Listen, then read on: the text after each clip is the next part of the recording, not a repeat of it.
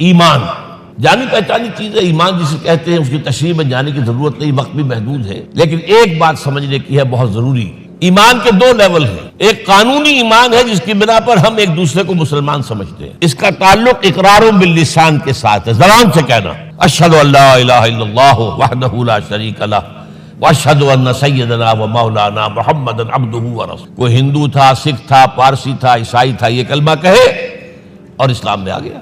لیکن یہ زبانی کلامی ایمان جو ہے یہ انسان کی سیرت و کردار پر اثر انداز نہیں ہو سکتا۔ یہی وجہ ہے آج ہم دیکھ رہے ہیں مسلمان ہی جھوٹ بھی بول رہا ہے، مسلمان ہی بے ایمانی بھی کر رہا ہے، مسلمان ہی خیانت بھی کر رہا ہے، مسلمانوں کے لیڈر بلینز کی خیانت کر رہے ہیں۔ یہ کون ہے؟ سب مسلمان ہیں۔ وہ اس کی وجہ کیا ہے کہ ہم صرف قانونی مسلمان ہیں اور ہمارا ایمان قانونی ایمان ہے۔ اس کے لیے اسلام کا لفظ قرآن میں آیا ہے سورہ حجرات میں، قالت الاعراب آمنا قل لم تؤمنوا ولکن قولوا اسلمنا۔ اے نبی، یہ بدو کہہ رہے ہیں ہم ایمان لے آئے، ان سے فرما دیجئے تم ہرگز ایمان نہیں لائے ہو، یوں کہو کہ ہم مسلمان ہو گئے ہیں۔ ولما يدخل الایمان فی قلوبکم، ابھی تک ایمان تمہارے دلوں میں داخل ہے۔ بہرحال اللہ کا شکر ہے اس نے ہمیں مسلمانوں میں پیدا کر دیا، ورنہ ہم میں سے کتنے ہوتے اگر کہیں اور پیدا ہو گئے ہوتے تو نعمت اسلام سے بھی ہم بہرہور ہو سکتے۔ کیا کہہ سکتے؟ اصل ایمان ہے جب وہ دل میں داخل ہو جائے، یقین بن جائے۔ اسی لیے بچپن میں یاد کیا ہوگا ایمان مجمل، آمنت باللہ کما ہوا باسمائہ وصفاتہ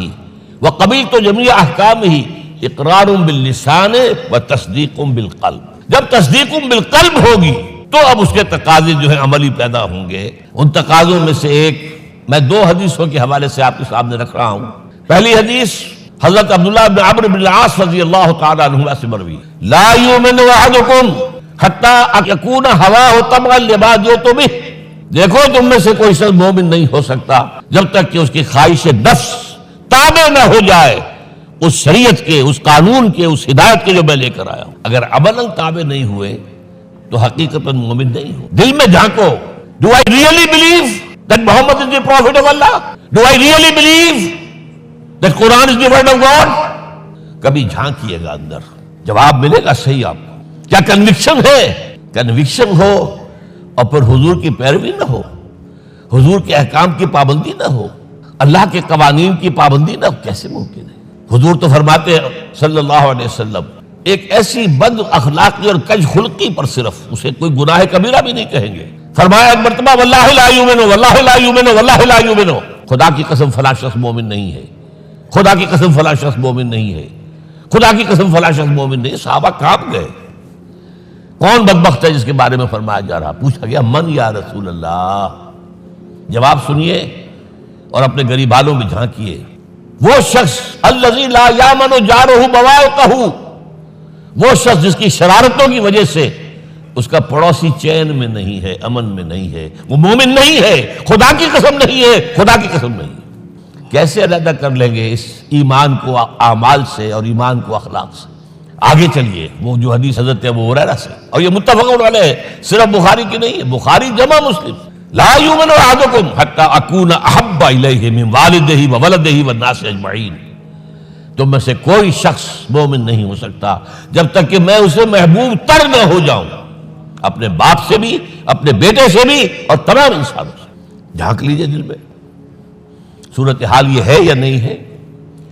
کیوں محبوب ہو جائیں؟ اس لیے کہ آپ کے ذریعے ہدایت ملی ہے، آپ کے ذریعے ہم اللہ سے جڑے ہیں، اور آپ کو معلوم ہے دنیا میں کوئی شاہ ہدایت نہیں، نعمت نہیں ہے جب تک کہ نعمت ہدایت نہ ہو۔ اگر صحت اچھی ہے، ہدایت نہیں ہے تو بدماشیاں کریں گے، کیا کریں گے؟ آپ کو معلوم ہے صحت اچھی جو ہے کدھر جا کے کھپے گی؟ اگر ہدایت نہیں ہے، اگر دولت ہے ہدایت نہیں، کیا کریں؟ گلچھرے اڑائیں گے، عیاشیاں کریں گے، لوگوں پر اپنی دولت کا روم گانٹیں گے۔ اولاد ہے، ہدایت نہیں ہے، یہ اولاد سہان روح بھی بن جائے گی کہیں آپ کے لیے۔ کوئی شے نعمت نہیں ہے جب تک کہ نعمت ہدایت نہ ہو، اور ہدایت ہمیں ملی محمد الرسول اللہ صلی اللہ علیہ وسلم کے ذریعے۔ تو آپ سے بڑھ کر محبوب کون ہوگا؟ اس کے ضمن میں ایک بڑا پیارا واقعہ آتا ہے۔ حضرت عمر سے پوچھتے ہیں حضور ایک مرتبہ، عمر تمہیں مجھ سے کتنی محبت؟ تو اندازہ کیجئے کہ اس قدر اپنائیت کسی سے ہوتی ہے تب یہ سوال ہوتا ہے، عمر تمہیں مجھ سے کتنی محبت ہے؟ عرض کیا حضور مجھے آپ دنیا کے ہر انسان سے زیادہ محبوب ہیں۔ فرمایا اور اپنی جان سے؟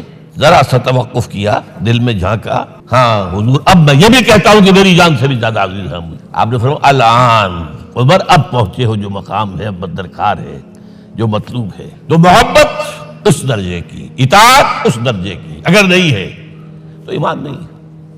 ہاں قانونی ایمان ہے، اب مسلمان ہے، اللہ کا شکر ہے، بہت بڑا فضل ہے۔ اب اگلے بات پر آئیے، ازروہ، ان کی توقیر، ان کی تعظیم کرے۔ یہ تعظیم کس درجے میں؟ اب وقت بہت کم ہے، میں صرف آپ کو سورہ حجرات سے مثال دے رہا ہوں۔ فرمایا گیا یا ایھا الذین آمنوا لا ترفعوا اصواتکم فوق صوت النبی ولا تجہروا لہ بالقول کجہر بعضکم لبعض ان تحبط اعمالکم وانتم لا تشعرون۔ اے ایمان والو، کبھی اپنی آواز کو حضور کی آواز سے بلند تر نہ کر دینا، کبھی جس طرح بلند آواز سے ایک دوسرے سے بات کرتے ہو ایسے نہ کر بیٹھنا، مبادا تمہارے سارے اعمال حق ہو جائیں اور تمہیں پتہ بھی نہ چلے۔ تم تو کہو گے میں نے کوئی گناہ کبیرہ تو نہیں کیا، میں نے کوئی ڈاکہ نہیں ڈالا، چوری نہیں کی، کوئی زنا نہیں کیا، کوئی شراب نہیں پی، لیکن یہ سوء ادب، لا ترفعوا اصواتکم فوق صوت النبی ولا تجہروا لہ بالقول کجہر بعضکم لبعض ان تحبط اعمالکم وانتم لا تشعرون۔ یہاں ایک میں عملی بات بھی آپ کے سامنے رکھ دوں، صحابہ کے بارے میں تو بات سمجھ میں آ گئی کہ اپنی آوازیں پست رکھیں، ہم کیسے کریں؟ ہمارا ایک طرز عمل ہونا چاہیے۔ اگر کسی گفتگو میں کوئی شخص کہ حضور نے یہ فرمایا ہے، کبھی یہ نہ کہے میں نہیں مانتا، ہاں توقف کر لیں، بھائی میں تحقیق کروں گا کہ واقعی یہ حدیث صحیح ہے یا نہیں ہے، ٹھیک، ضروری نہیں کہ جو کہہ دے مان لیں آپ، محدثین نے کتنی محنتیں کر کر کے چھانٹی کی ہے، لہذا یہ، لیکن فوراً اگر آپ نے کہا نہیں میں نہیں مانتا، یہ عقل کے خلاف ہے، یہ فلاں ہے، یہ وہ ہے، یہ ہے کہ جو آپ سوء ادب کے مرتکب ہو رہے ہیں نبی اکرم صلی اللہ علیہ وسلم کی بارگاہ۔ ہاں توقف کریں، غور کریں، تحقیق کریں، معلوم ہو کہ یہ حدیث پختہ نہیں ہے، مستند نہیں ہے، پھر دوسری بات ہے۔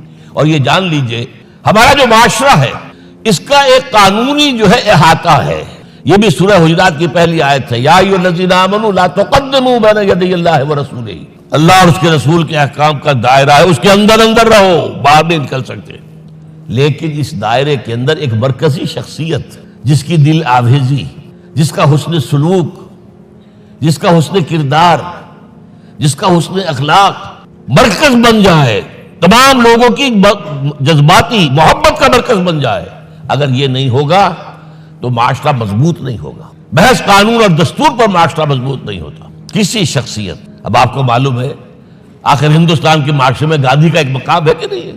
آخر یہ سارا معاملہ چل رہا ہے اسی کے گرد کے نہیں؟ ماؤ زے تنگ کے معاملہ ہے کہ نہیں ہے؟ یہ سارا معاملہ دنیا میں عام لوگ کہہ دیتے، ریشنلسٹ لوگ، کہ ان چیزوں کی کیا ضرورت ہے، بھائی قانون دیکھنا چاہیے، دستور دیکھنا چاہیے، حکم دیکھنا نہیں، بھائی جذباتی وابستگی ہے کہ ایک ہستی تو ایسی ہو کہ جس کے کچھ کہنے پر فوراً زبانیں بند ہو جائیں۔ اور اس کا نقشہ میں سعودی عرب میں دیکھتا ہوں، اگر وہاں کے دو بدو لڑ رہے ہوں صف اور ایک دوسرے کو کھانے کو دوڑ رہے ہوں، کوئی شخص کہتے صلی علی النبی، فوراً خاموش، معلوم ہوتا ہے آگ کے اوپر کسی نے پانی ڈال دیا، خاموش، صلی علی النبی، صرف یہ کہنے سے۔ یہ جذباتی وابستگی اگر محمد سے نہیں ہے صلی اللہ علیہ وسلم تو آپ کا معاشرہ کبھی مضبوط نہیں ہوگا۔